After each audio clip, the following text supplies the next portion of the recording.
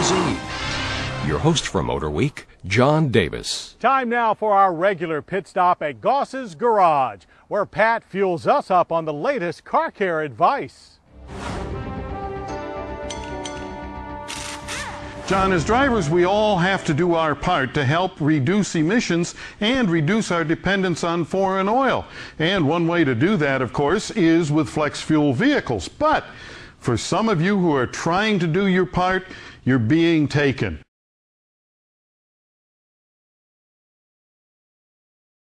There are people out there that are selling kits, especially on the internet, that say these kits will convert your non-flex fuel vehicle into a flex fuel vehicle, and they'll do it very economically.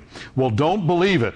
Our friends at General Motors have supplied us with the things that are different on a flex fuel vehicle than they are on a non-flex fuel.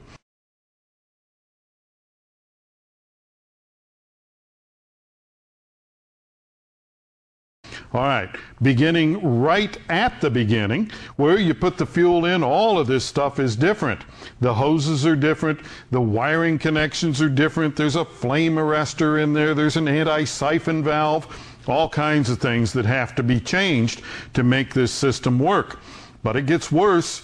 The fuel pump, this capsule assembly, the fuel gauge, all of these things inside the tank are different, so you have to change that.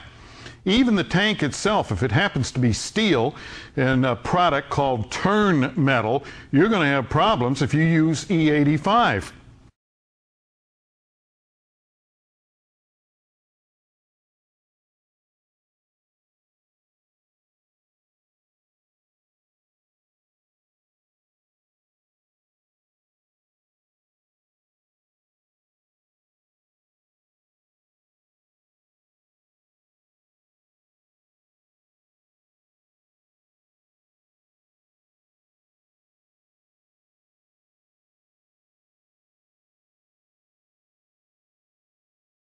Then, under the hood of the car, well, the fuel rail itself that distributes the fuel to the fuel injectors, it has to be stainless steel. The injectors have to be changed. They have to be bigger and they have to be made of a different material. Then, the computer that controls the injectors, that has to be different. Has to be able to operate and control things relative to gasoline or E85. Well, how does it know? Well, it knows by this fuel identifier that has to be installed in the system. It tells the computer which program to use based on the fuel that's moving through it.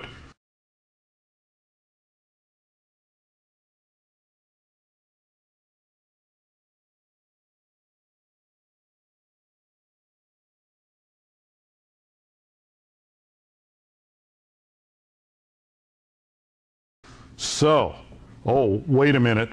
If you think that's all, lots more coming up. See, buried way deep in the engine, clear down in here, valves, intake and exhaust valves and valve seats. We see valves here, we see valve seats, you can see them in the cylinder head. They are different. They're made of a metal that doesn't erode when you use ethanol. So you're looking at a major operation right there. The cylinder heads have to be replaced.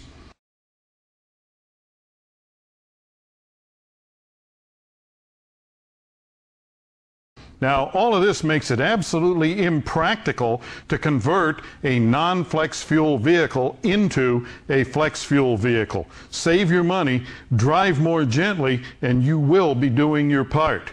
And if you have a question or comment, write to me. The address is MotorWeek, Owings Mills, Maryland, 21117.